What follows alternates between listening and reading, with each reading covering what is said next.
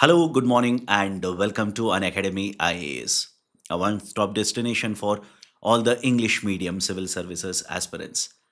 This is Shyam K here, taking up the analysis for 18th August 2026. Now, before I start, please do let me know that I'm audible and visible for all of you. Those present in the session, please confirm I'm audible and visible for all of you.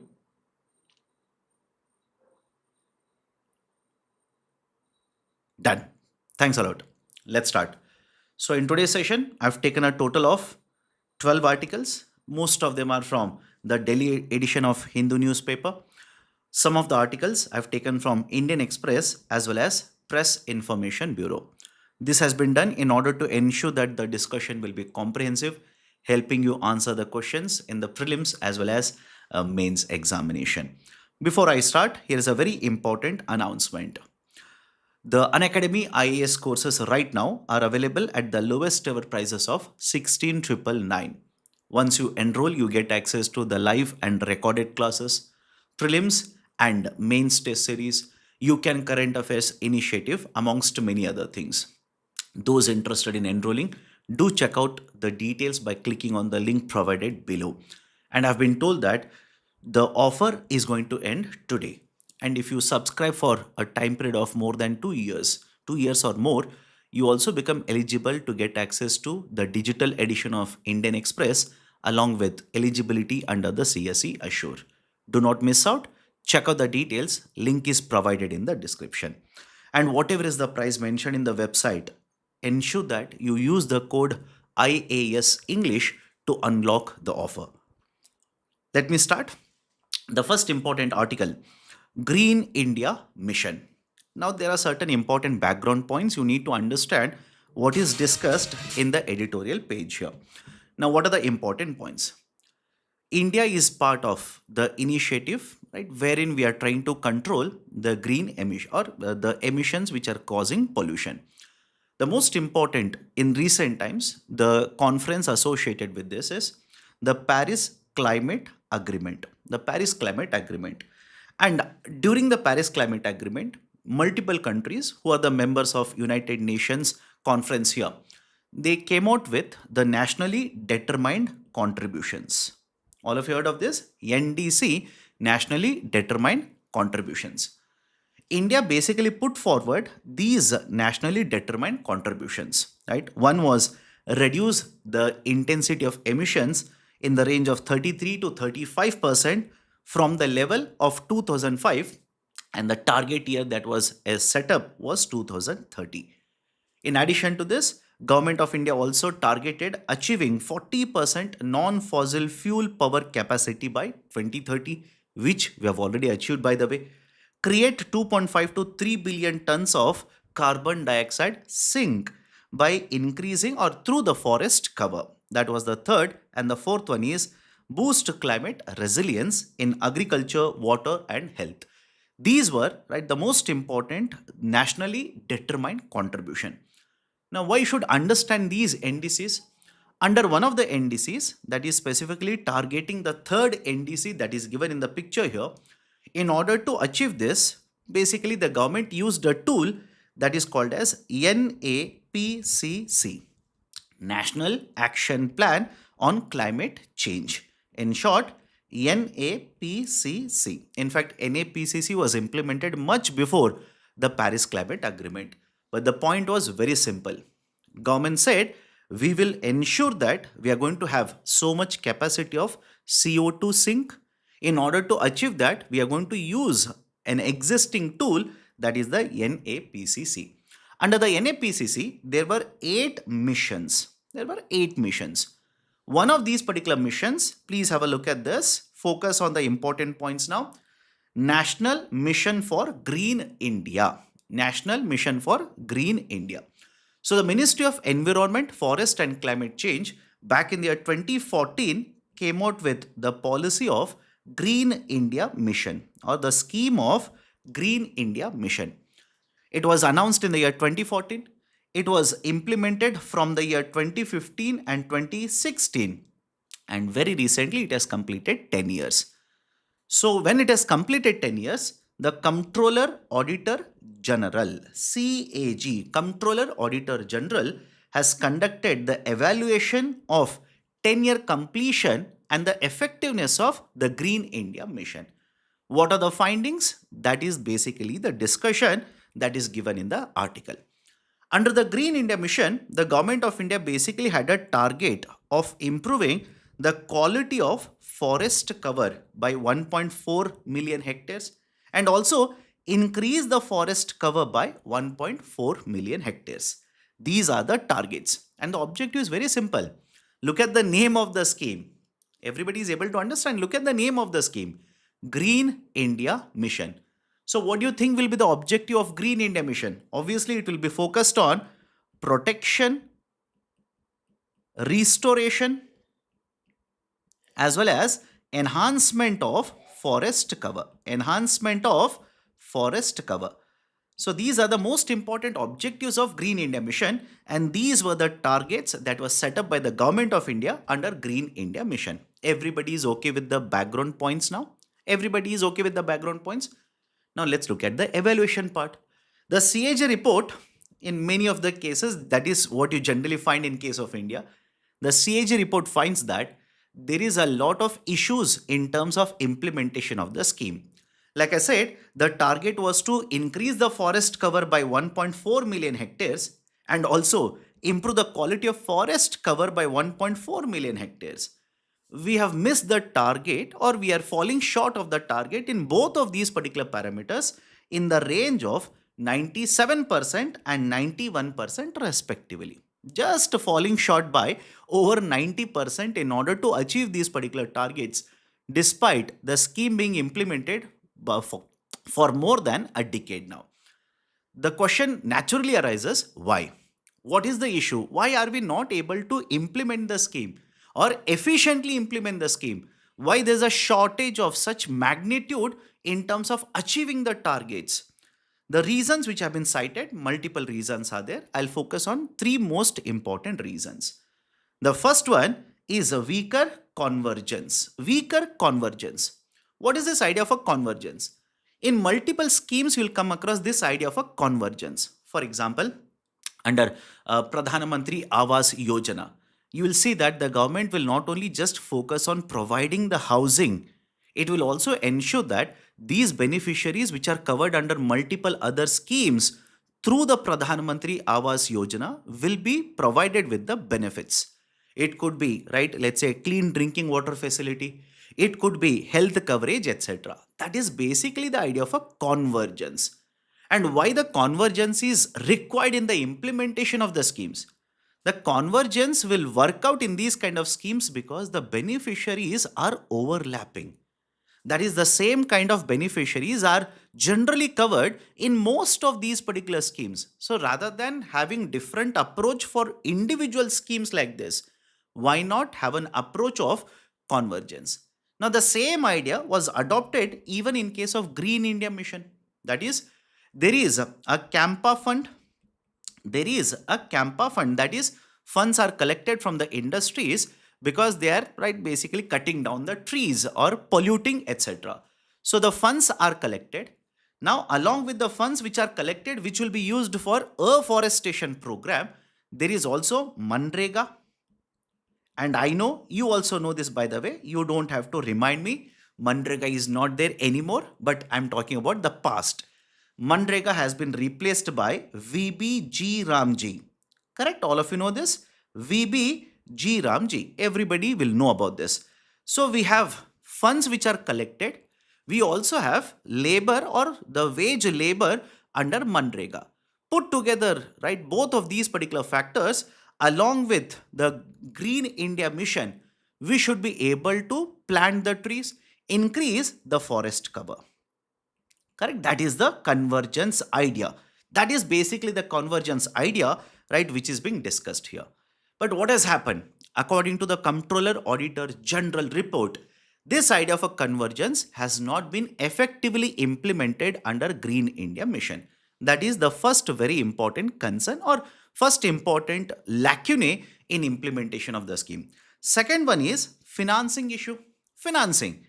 For implementation of any of these particular schemes, you require funding. Very simple, you require funding, correct? For the implementation of Green India Mission, the government of India essentially had proposed budgetary allocation of more than 10,000 crore rupees. It had proposed a budgetary allocation of more than 10,000 crore rupees, somewhere in the range of 10,600 crore rupees. Out of this, how much has been actually allocated by the government? How much has been actually allocated by the government? The allocation by the government is around 1149 crore rupees. So you want to implement the scheme. For that you need the funding. How much have you actually allocated in the form of funding? It is just around 1150 crore rupees. So without having financial assistance like this, without getting access to financial resources, how can you expect the scheme to be implemented? Second issue. And within the financing issues itself, there is one more problem: checks and balances. That is the idea of checks and balances. What is this idea of a checks and balances I'm referring to here? The CAG report has stated that in many of the states, after the funds have reached to the states, reached to the authorities, they have not kept the accounts in a correct way in order to have the, let's say, auditing. For example, let's say there is an authority, 1 crore rupee has come to this authority for afforestation program. Now, if they do not maintain the records correctly as to where they have spent how much money, in what form, for what purpose, etc., if they do not maintain the accounts or the records correctly, how can you even evaluate the efficiency of the scheme or the effectiveness of the scheme? So this idea of having checks and balances for accountability purposes, many of the authorities have not maintained the correct records. So to evaluate the effectiveness or to basically find out the efficiency of the scheme, it is very, very difficult. Is everybody able to understand the three major issues that have plagued the implementation of Green India Mission? And as a result, you can see to what extent this particular initiative has been successful in meeting the targets that it set out to achieve. Now, in addition to this, there is also one more concern. The government of India right now has implemented Green India Mission.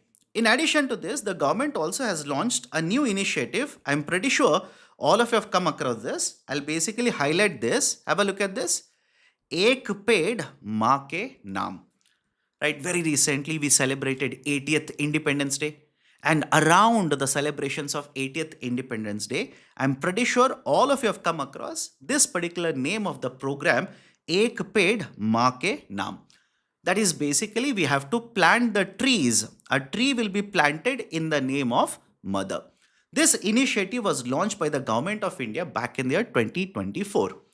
Now, obviously, some of you look at this particular initiative and have a question, logical question.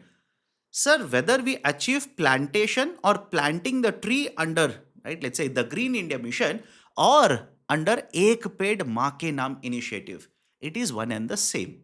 That is the argument we will have. But please understand, planting the trees is different compared to having a forest. Is everybody able to understand?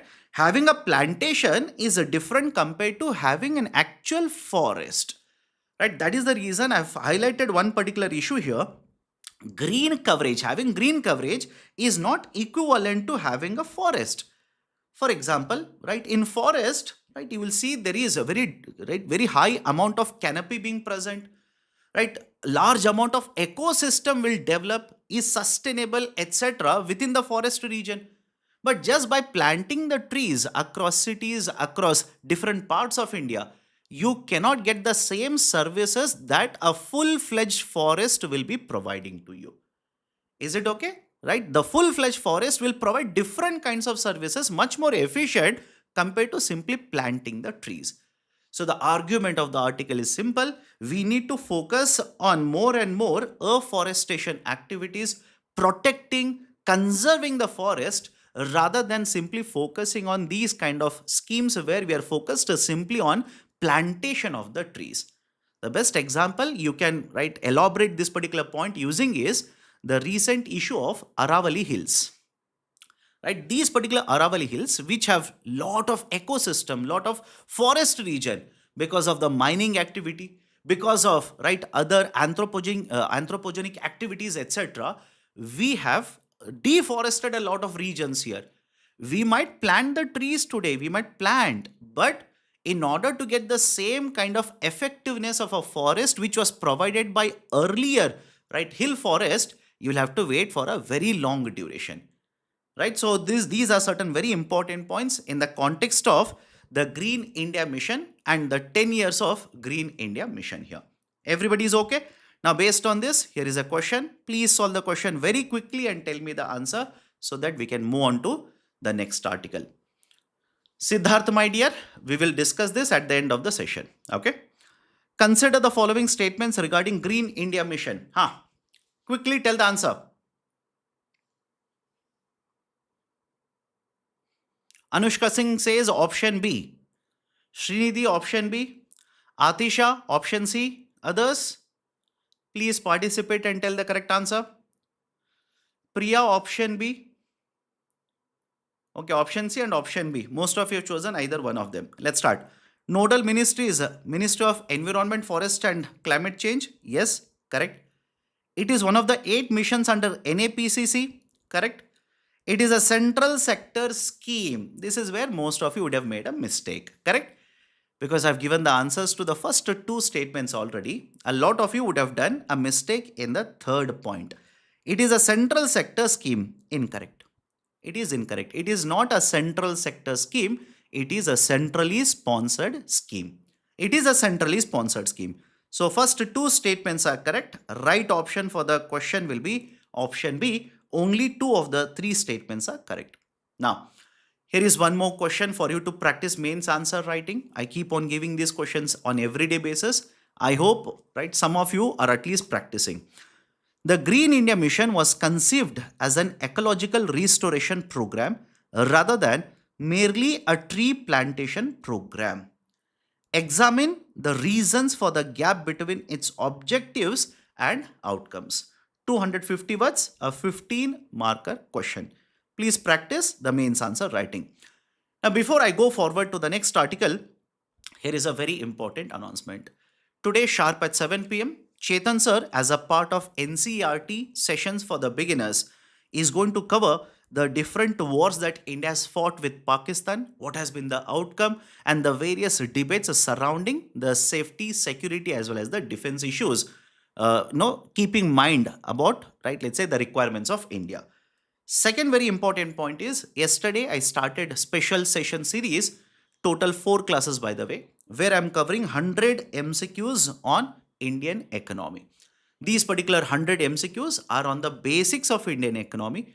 The link for these particular remaining 3 special classes, that is today's, tomorrow's, as well as the day after tomorrow's, has been provided in the description part of the video. Click on these particular links, enroll for the special classes. It is on the Unacademy platform at 5 p.m. today, tomorrow, and day after tomorrow, absolutely free of cost. And this is a must for those who are starting the UPSC preparation for 27 or 2028 civil services. Now, let's move on to the next article. Bring back ethanol 10 for older vehicles. Work out food versus fuel trade-off. In today's Hindu newspaper, before I start the discussion, listen carefully.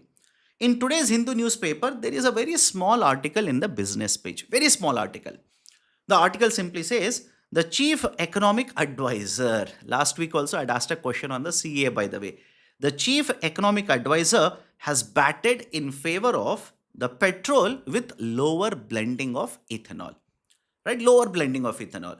I know you have heard a lot about ethanol blending in the last, let's say, 3 to 4 months since you started UPSC preparation.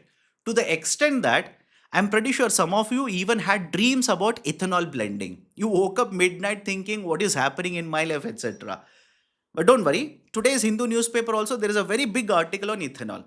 Now, rather than discussing the same thing again and again and again and again, let's look at what is the argument of a bureaucrat, and not just any bureaucrat, by the way, chief economic advisor.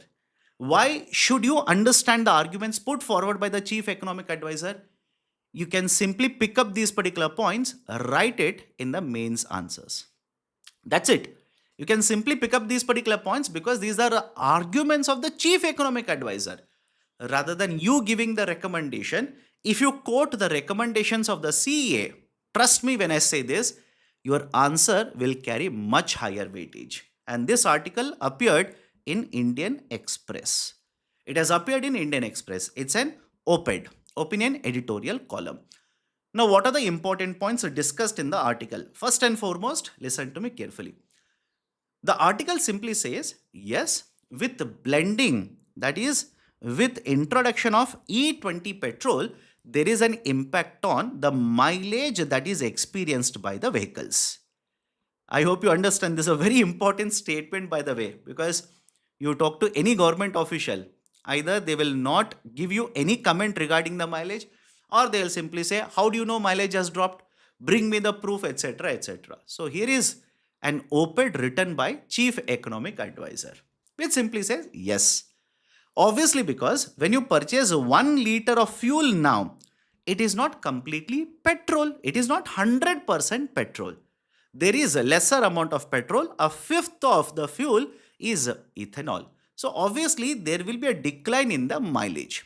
And that has been accepted by the Chief Economic Advisor in the op-ed.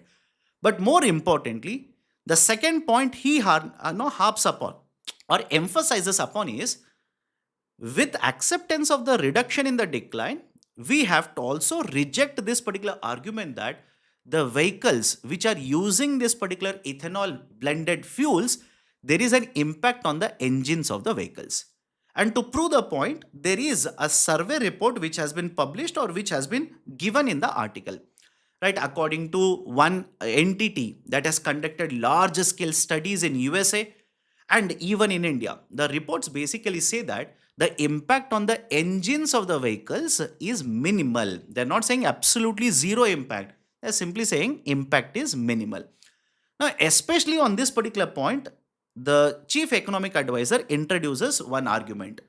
That is, this impact is minimal, but especially it is concentrated in two-wheelers in India. What kind of two-wheelers? Those two-wheelers which were introduced before the introduction of Bharat Stage 4. And according to one estimate, these kind of two-wheelers in numbers, they are around 75 to 80 million two-wheelers. Is the point clear? There are around 75 to 80 million two-wheelers of this sort.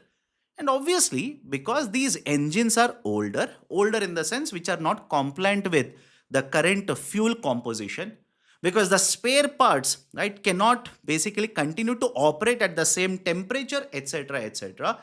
This will have an impact on the engines. This will have impact on the spare parts such as rubber, which is used, right, in the tanks, etc., etc.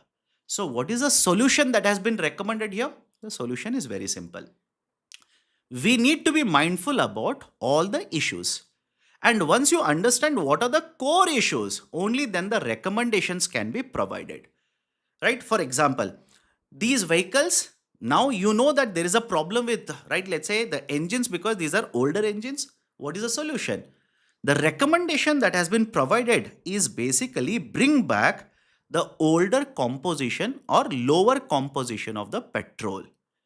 Instead of scaling up from E20 to, let's say, E27, or from E27 to E30, or basically the nightmare for all of you because you will have to read more now, that is E100. The Chief Economic Advisor recommends that don't go upwards, bring it downwards. Bring it downwards. Rather than supplying or serving only E20, introduce E10 as well. So that the other vehicles which are having older engines, which are not compliant with, let's say, E20, they can refill using E10. And that to a very great extent, he argues, will quell the people in India, or will basically reduce the discontent amongst the vehicle users. Is everybody able to understand? So that is one very important issue. Second very important issue is this particular debate about food and fuel. Right? You have heard of this 100 times now. That is, maize is majorly produced. We are diverting the maize for the production of ethanol. He also says the same, but with a different angle altogether.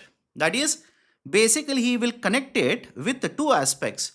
One, the maize production is conducted in India because the farmers are able to sell this particular maize and get guaranteed returns from the buyers now. Is everybody able to understand? The CA argues that you can't blame the farmers. Why? The farmers at the end of the day would want better returns, would want guaranteed returns. They cultivate one or the other agriculture commodity, let's say onion or let's say tomatoes, potatoes, etc. Prices are fluctuating by a large percentage, and here is their opportunity. Right? Cultivate sugarcane, sell it, right, and you get defined prices or guaranteed prices. You cultivate maize and sell it, you get guaranteed prices. So obviously the farmers will use it. Why not? They will use this opportunity. So the incomes of the farmers have been benefited because of, right, ethanol blending. But this raises another very important pertinent question, that is the import cost. Import of what? He compares two very important imports. One is of the crude oil imports, and the second one is edible oil imports. Crude oil imports versus edible oil imports. Sir, how both are connected? Both are connected because you are blending ethanol. With more blending, usage of pure petrol will go down. Correct? Right? Usage of pure petrol, that is 100% petrol, will go down. With that, right, the demand for the petrol will also be lesser, or consumption of petrol will be lesser. Import of crude oil would be lesser. If not, if there was no blending, then the consumption would have been much, much higher. That is the basic idea. So annually, we are spending somewhere around 12 lakh crore rupees in order to bring in the crude oil into India. And on the other side, edible oil, we are spending somewhere in the range of, right, 2 lakh crore rupees to 3 lakh crore rupees, right, expenditure on this to import edible oil. Now, why there is an import dependence? Because please understand, land is limited in India for cultivation purposes. Because you are cultivating more and more of maize, sugarcane, which will get diverted for production of ethanol, now the land which is available for cultivation of, right, let's say the oil seeds is lesser. There's a competition between both of them that will hurt the oil seed production, that will have an impact on higher import dependence. This is one aspect that is being discussed in the context of the ethanol blending. And the fourth one, water consumption. Water consumption. The argument of the chief economic advisor is very simple here. A lot of times he argues that the discussion about higher water consumption regarding ethanol is misdirected. Misdirected in the sense, he is not saying that there is no water consumption or excessive water consumption.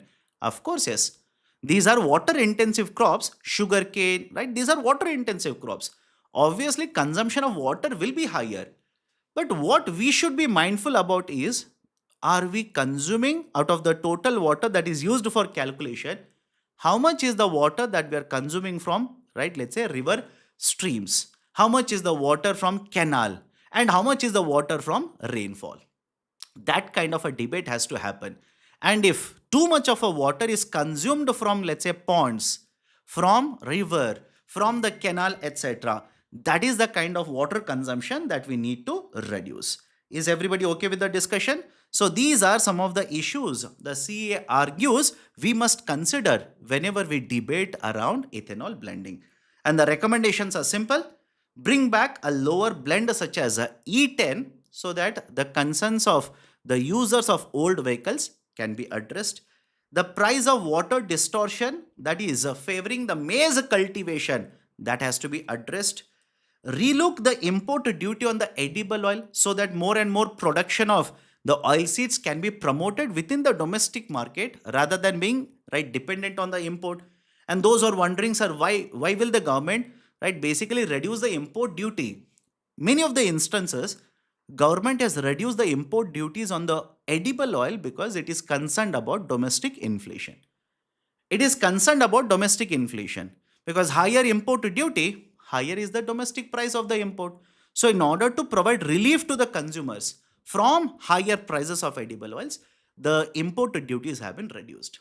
But problem is, when you reduce import duties, imports will flow into India. What is the benefit for the farmers to cultivate oil seeds? What is the incentive? That incentive component is missing. And finally, hold E20 until India has thoroughly costed the food versus fuel debate. Until unless you address this particular food and fuel debate, do not increase ethanol blending. Because the more blending you do, more will be the diversion of, right, let's say the land that will be used for maize production, sugarcane production, and lower will be the land that is available for other foods. With population increasing, demand for the food in India will also increase, and this will basically lead to again the discontentment or opposition for ethanol blending. So these are some of the recommendations that have been provided by the chief economic advisor in the open editorial. If at all question is there in the mains examination, use these kind of recommendations. Done? Can we go forward now? Now, based on this discussion, here is a question. Ethanol blending can reduce India's dependence on crude oil, but excessive dependence on the grain-based ethanol may create new vulnerabilities. Examine the statement in 250 words, 15 marker question. Everybody is okay with the discussion so far? Please be awake and let me know. Everybody is okay with the discussion? Now, there is a third article. Lot of data has been provided. I don't want to keep on discussing these kind of, let's say, graphical representations, etc. Because let's be honest, by the time you write the exam, this data, most of it will be outdated. So from this very half a page article, very big article, what are the important points you need to take away? Simple. These are the 3 points. That's it. These are the only 3 points. First one, for the month of July 2026, India's exports have increased to $44 billion. Don't memorize it. Don't memorize it. But at the same point of time, despite the exports increasing, the trade deficit also has increased. The trade deficit also has increased. Now you will be confused. How is that possible? If exports increase, trade deficit has to decrease. The reason why despite higher exports, the deficit has increased is because the imports have increased at a pace faster than the exports. Imports have increased at a faster pace compared to exports. That is the precise reason the trade deficit has widened from nearly $28 billion last year, July, to $32 billion for July 2026. That is point number 2. Point number 3. Despite multiple policies of protectionism implemented by the administration of USA, for example, right, imposing tariffs, reimposing tariffs under different law, discussing tariffs under one more law. Despite all of these kind of protectionist policies, USA has continued to remain the largest destination of India's exports. Simple. Largest destination for India's exports, largest trading partner in this context, right? The largest market is the USA, right? So USA remained India's largest market for merchandise exports. It accounted for around 20% of total of India's exports for the duration April to July 2027. I'm sorry, 26-27. So these are the only 3 to 4 points that you need to remember or even understand from the article. Nothing else is relevant for you. Now, based on this, here is a question. Please solve the question very quickly and tell me the correct answer so that we can move on to the next article. Which of the following are likely to improve the Indian export competitiveness? India's export competitiveness. Rupee appreciation, zero rating of exports, lower cost of inputs. What's the correct answer? Quickly tell me.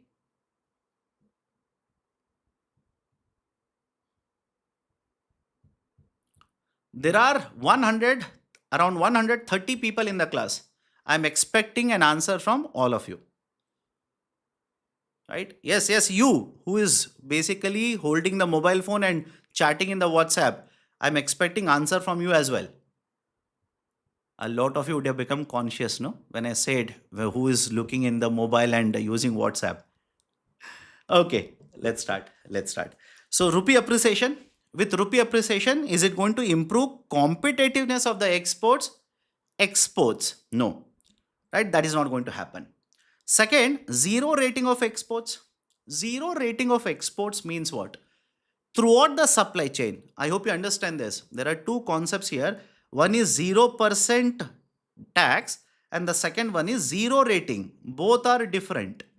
Do not assume both are one and the same, right? What do I mean by zero rating?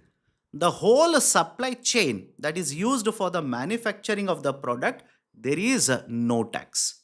Even if the tax is collected, it is reimbursed or credited back. That is zero rating. Whereas, right, 0% tax, what does it mean? On the final product, the government is imposing 0% tax. So please be very careful, both are completely different. Zero rating of exports will reduce the market price. And with lower market price, export competitiveness increases. Lower cost of inputs, market price is lowered, and that will increase export competitiveness. 2 and 3 are correct. Right option for the question will be option B. Most of you, or let's say a large chunk of you, have chosen option A. What is the issue? What is the confusion? Do let me know. I'll address it at least at the end of the session. That can be done only when you raise the doubt. Okay, let's go forward. Can SHANTI Act override a court on the compensation in case of nuclear disasters? Very important topic, by the way. The government of India introduced SHANTI bill, right? SHANTI basically stands, the full form is given here. Sustainable harnessing and advancement of nuclear energy for transforming India. So SHANTI bill was introduced. It was passed by the parliament. Now it has become SHANTI Act. The government of India is in the process of formulating guidelines for the implementation of the provisions of the Act. With implementation of the SHANTI Act, what we are expecting is simply increase in the production of energy through nuclear sources. Right now, the total amount of energy or the electricity that is electricity installation capacity through nuclear is around 8 gigawatts. We want to increase it right to 100 gigawatts, right? So that is the objective that we want to achieve using the SHANTI. Now, what has been the contention within this particular act, by the way? The contention has been simply that there is a liability clause. There is a liability clause. What is this idea of a liability? Let's say there is a nuclear reactor that is being operated. And, right, let's say, God forbid, there is an accident. Right? There is a leakage, there is a blast, right? Some of the people within the, right, let's say the capacity or the facility itself are hurt by it, or there is a leakage which will harm the population in the residing or in the adjacent regions, etc., etc. So the impact can be, right, negligible to the maximum that you can imagine, by the way. So in such cases, what is the liability on the operator? What is the liability? The SHANTI Act has a provision which basically mandates that the maximum liability, although there is a graded, right, usage, graded means based on the size of the nuclear power plant, it will start anywhere around 100, right, let's say crore rupees, and the maximum damage or the liability for which the money can be paid by the central government comes to around 3000 crore rupees. In fact, there's a technical term also used here. The law simply says the damage or the liabilities for which the money compensation has to be paid is pegged at around 300 million special drawing rights. 300 million special drawing rights. SDRs are basically the currencies which are issued by International Monetary Fund. And what is the value of one STR? It is determined by taking a basket of freely convertible currencies. For example, Chinese yuan, US dollar, euro, etc. In the context of rupees, the liability is pegged at around 3000 crore rupees. Now, against this particular provision, there is a petition in the Supreme Court. The petition is very simple. What if the damage that is caused because of the accident is so severe that the government now has to pay compensation beyond 3000 crore rupees? In that particular case, the provision will come into picture. The provision under the SHANTI Act mandates a maximum compensation or the liability of 3000 crore rupees. So the Supreme Court of India now has raised this question to the government and it has sought a reply from the government. Question is very simple. What if the constitutional bench under the Supreme Court, constitutional bench, will decide to, right, basically compensate the people affected because of the nuclear accident, and that compensation goes beyond 3,000 crore rupees? Simple. Is it okay? What if the compensation is beyond 3,000 crore rupees? Is it applicable for the government or not? What is your viewpoint? Please let us know. That is basically the update regarding this case that is being heard by the Supreme Court of India. Everyone is okay? So this is just an update. No order has been issued so far. It is just an update, right? So you will come across this particular discussion again in the future as well. Next, one more very important order by the Supreme Court of India. Today, lot of articles on Supreme Court. Okay, lot of articles. But let's be focused on important points. Supreme Court orders a fresh survey for all the states and states that the states cannot blockade the traditional elephant routes. Last week also we had a discussion regarding, right, elephants. Now what is, right, this particular case? The case is very simple.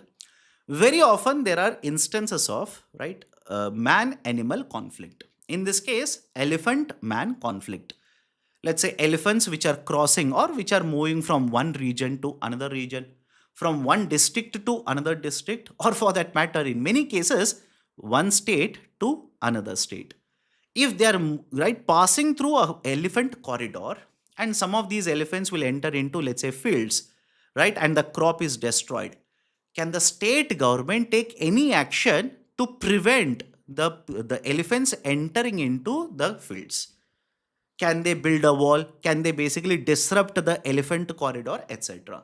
Supreme Court of India has ordered that even if the elephants are moving in a corridor and there is a destruction of the crop, that cannot be the reason. I repeat, that cannot be the reason for the state government to disrupt the movement of elephants through corridors. The state government is not allowed to take any kind of an action, for example, building a blockade, right, which will disrupt the movement of the elephants through corridors. This is basically an order which has been issued by the Supreme Court. It has asked the state government to conduct the survey in all the states and submit a report, right, regarding what kind of measures have been undertaken. The argument is very simple here. There are different ways to ensure that the conflict can be minimized. In fact, right, there are multiple, right, let's say, actions which are taken, measures, for example, halla parties, right, where people, right, along with torches, etc., will run behind the elephants to scare them away, etc. Supreme Court says all of these are inhumane, all of these are illegal, right? Despite Supreme Court ordering this, these instances have been practiced in many of the states even today. So a survey has been asked to be undertaken and the report to be submitted by the Supreme Court, right, in the coming days. Right? So these are some of the very important points. Now let me throw a googly at all of you. A googly for many of you and a full toss for some of you. Which state in India has the highest number of elephant corridors? Let me know. Which state, and no checking in the Google, by the way. Right? Some of you suddenly will take screenshot, update in the chat GPT and ask it to answer. That will not be available in the examination hall. So here is the question. Which state in India has the highest number of elephant corridors? West Bengal, Tamil Nadu, Jharkhand, Odisha. Tamil Nadu? Let me know. Tamil Nadu. All of you are saying Tamil Nadu. What is the source? What is the source? Because according to my sources, which I checked today morning, West Bengal has the highest number of elephant corridors. Check this. Right? All of you are saying Tamil Nadu. So all of you are one side. I am on the other side of the corridor, by the way. All of you are on the one side. I am on the other side. According to the latest estimates, it is Tamil Nadu which has the highest, it is West Bengal which has the highest number of elephant corridor. The number of elephant corridors according to this report is 26 in West Bengal. 26 in West Bengal. And I've written these particular 4 states in decreasing order, right? A decreasing order of number of elephant corridors. These are the top 4 states which have the highest number of elephant corridors. Now somebody will ask me, sir, you have written 4. I know this question will pop up. Somebody will say, sir, you have written 4. What if the question is about 5? Top 5 states, right? So in that particular case, remember the 5th state, right? Along the sequence, the 5th state basically which has the higher number of elephant corridors is Assam. West Bengal, Tamil Nadu, Jharkhand, Odisha and Assam, right? Anyways, the right option for this particular question will be West Bengal. Okay, let's go forward.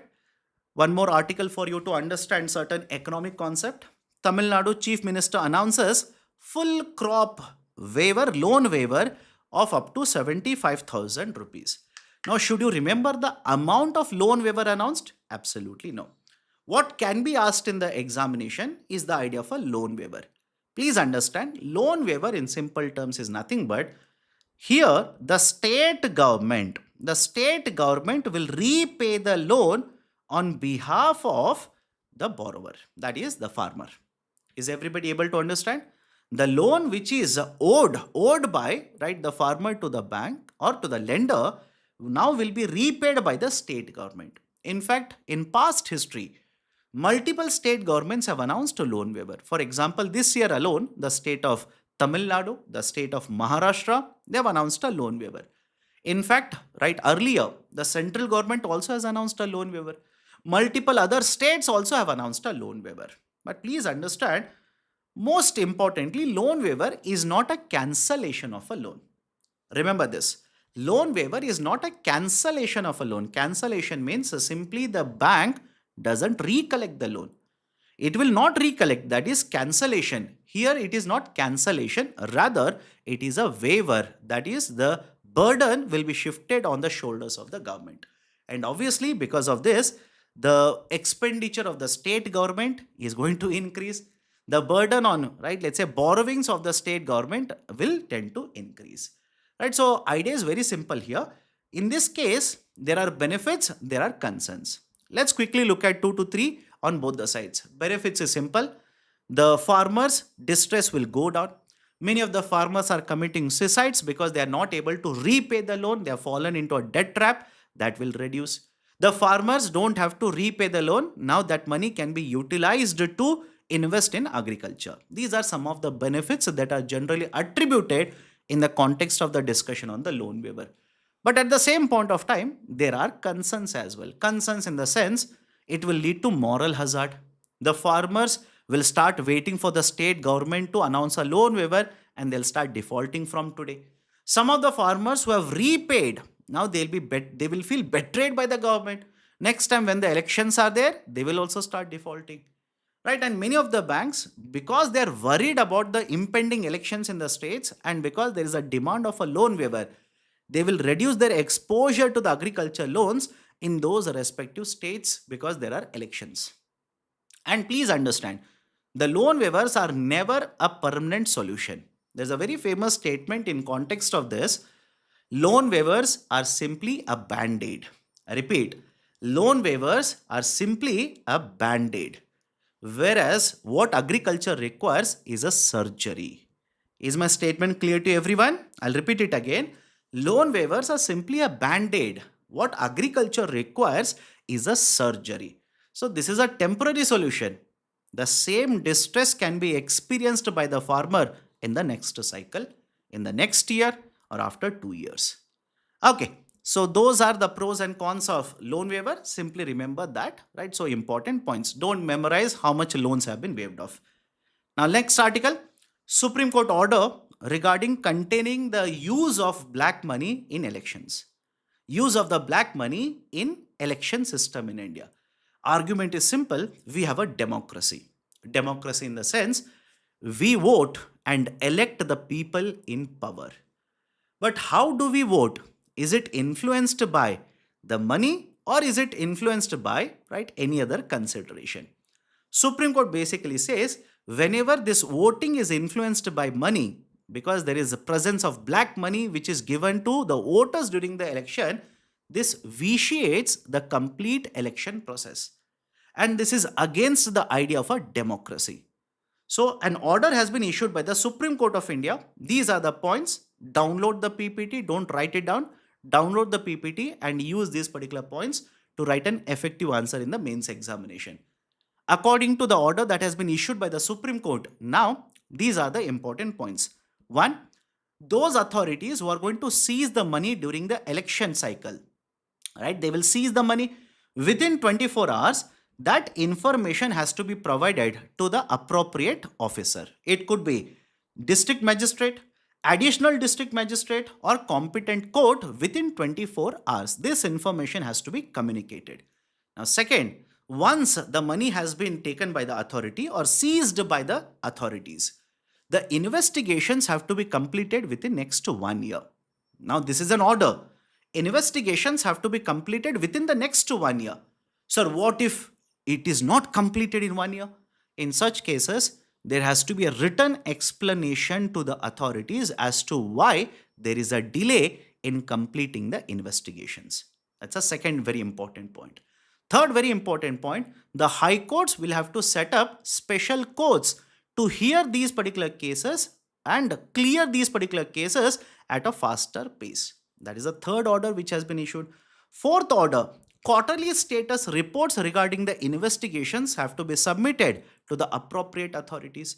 And one more very important order is that if the cash that is seized during the elections, if the value is more than 10 lakh rupees, if the value is more than 10 lakh rupees, now that information has to be sent even to Income Tax Department. The Income Tax Department will also come into the picture, start investigating from where did you collect so much amount of cash. And one more very important order is that whenever a case has to be dropped, let's say the cash was seized, the investigations were conducted, now the case has to be dropped. Before the decision to dropping the case is taken, before that you need to mandatorily take the permission from, right, the High Court. Mandatorily take the approval from the High Court, then drop the case where the cash has been seized during election cycle. So these are the very important orders which have been issued by the Supreme Court of India in order to reduce the influence of black money during election cycles. Everyone is okay? Can we move forward to the next article? Do let me know. Everybody is okay? Done. Let's go forward. Ulchi Freedom Shield Exercise. Ulchi Freedom Shield Exercise. Now, why this is important? Listen to me carefully. This is basically an annual joint military exercise that is conducted between South Korea and USA. South Korea and USA. And before I go forward, I used a short form SK here. SK is not Shyam K. Don't simply read SK Shyam K. And those who are wondering, sir, who is this Shyam K, leader of another country? My dear, it is me. Me, myself, I'm Shyam K. Okay, right? So SK is South Korea here. Okay, so it's an annual military joint exercise between, right, South Korea as well as USA. And that has been one of the very important part of the strategic relation that is existing between USA and South Korea. Now, this is not the first time, and the announcement is simple. Mr. Donald Trump, the president of USA, has announced that the exercise that is being conducted between both of these countries now will be scaled down. And his argument is very simple. Why should we conduct this exercise annually? It is costly for us. It is costly. It is costing America. That is very often used argument by President of USA, by the way. It is costing America. We don't want to spend so much. In addition to this, he argues that, and before I go forward, this is not an official policy, by the way. All of this is available in the Truth social media platform. All of this is available in the Truth social media platform. This is not an official announcement by the administration of USA. So his argument is, it is costly for us. Annually, we are spending so much amount of money. So many troops of USA are, right, sent to South Korea. Again, added expenditure. And one more argument is, he says, I have got a very good cordial relation with the leader of North Korea. Very good cordial relation. right? We have been very best friends. Nobody understands the relation that we have, the friendship that we have, etc., etc. So these kind of exercises will antagonize the leader of North Korea, right? That is the argument of President of USA. All these are basically the statements which have been put out in Truth social media platform. These are not actually the policy announcements so far. But what is the implication here? Implication is very simple.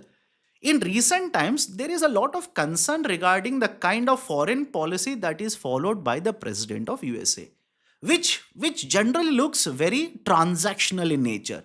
That is, right, I'm looking at you. If you support me, I will support you. If you don't support me, I'll not support you. For example, one of the reasons he says why we want to scale down the military operations is because I invited South Korea to participate in this exercise of denuclearization of Iran, but they declined. They said, "Thank you, we will not participate." How dare they say that? Right? You will not support me, now I'll not support you. Right? This looks like a transactional, right? Let's say the foreign policy that is being followed by the administration of USA. And that will push away a lot of strategic partners, which has been happening in recent times, by the way. And second one is how easy, right, the USA administration will leave out the strategic allies. How easily they will basically, push them away, reduce the assistance, etc., etc. And that is a signal for other countries. For example, China. For example, North Korea. For example, Russia. And that is basically the reason why you see these kind of countries conducting multiple other operations which will antagonize the other countries which are present in the region. And for example, he argues North Korea is right being simply antagonized. We are making them angry and they are simply sitting silent. North Korea in no way is right sitting silent in the region. Very often you will see North Korea conducting right missile test in the region, which is a cause of concern for many countries in the region. In addition to this, North Korea is supplying a lot of weapons, equipments, etc. to Russia to fight Ukraine war. They are earning huge sums of money, etc. So these are certain very important points that you need to simply take away from this article. But for prelims examination, memorize the name of the exercise. Memorize the name of the exercise, Ulchi Freedom Shield Exercise. And again, this is not the first time that he has right basically argued to cut down the military exercises between US and South Korea. Back in the 2018 also, same argument was put forward.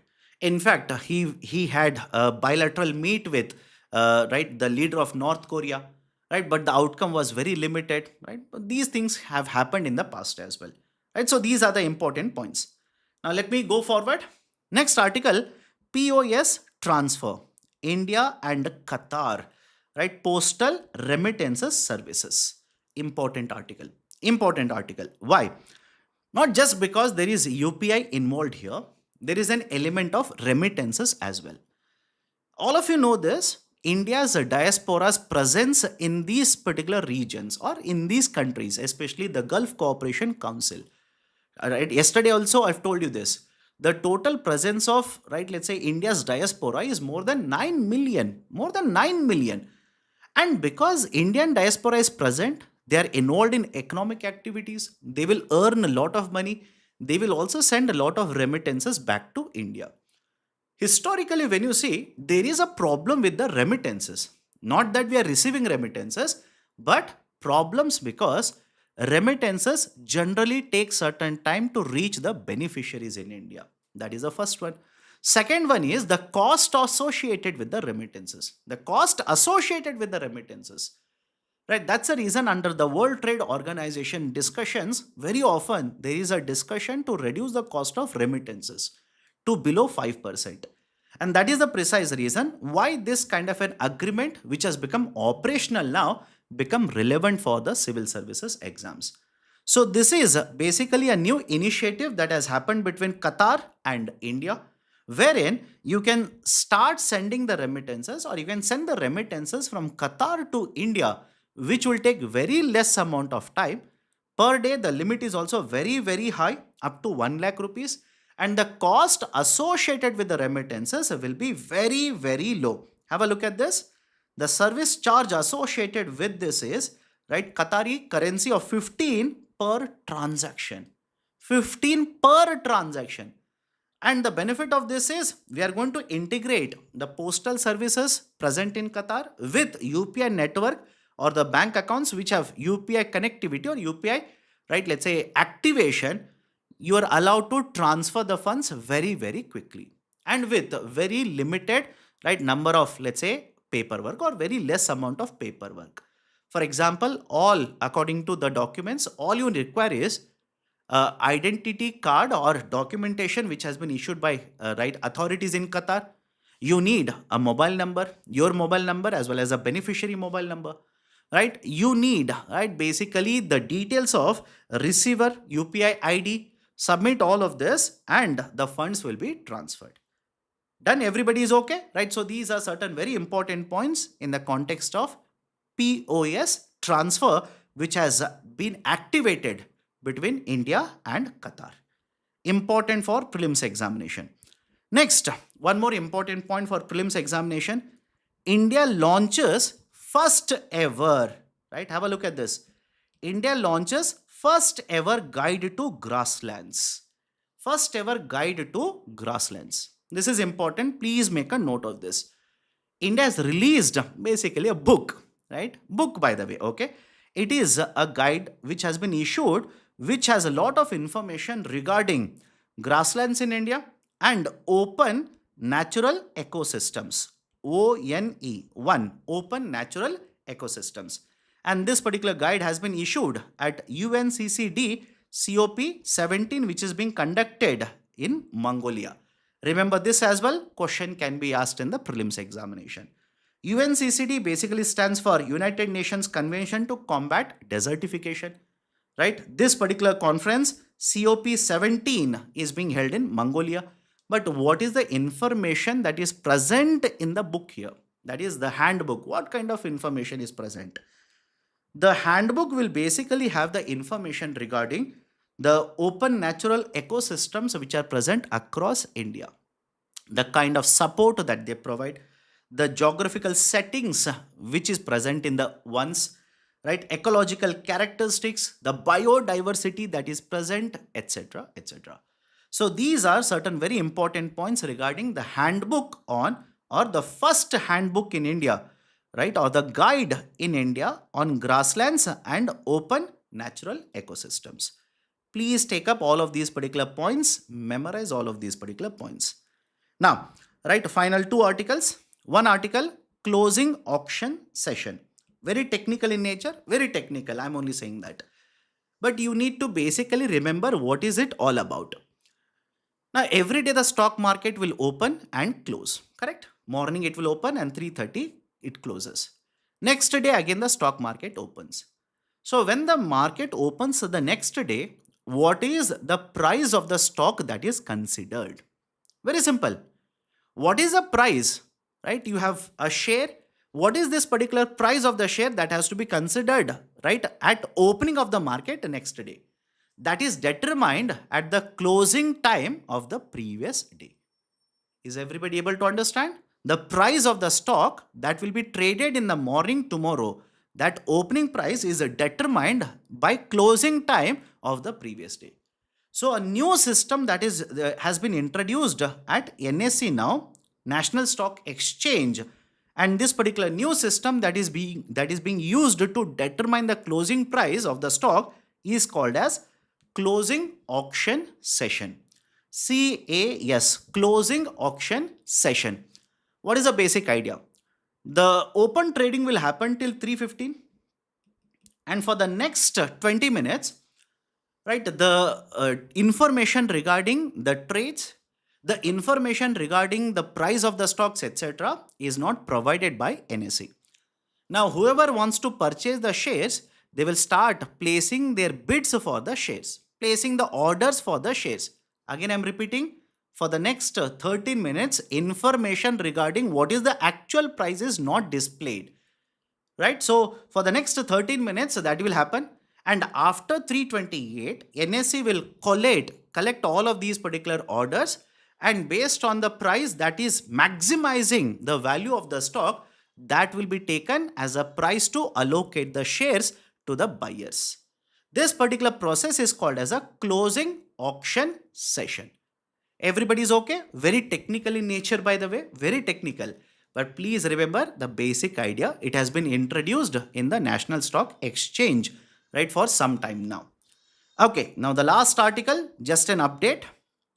President Murmu gives assent to the bill to rename Kerala as Keralam.